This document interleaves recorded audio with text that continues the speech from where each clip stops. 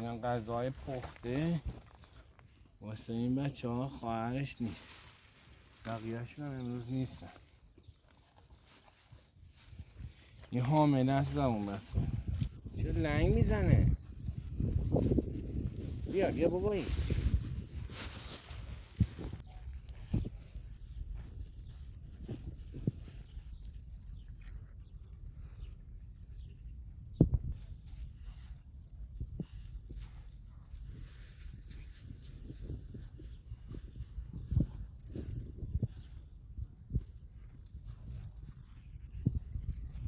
اونجا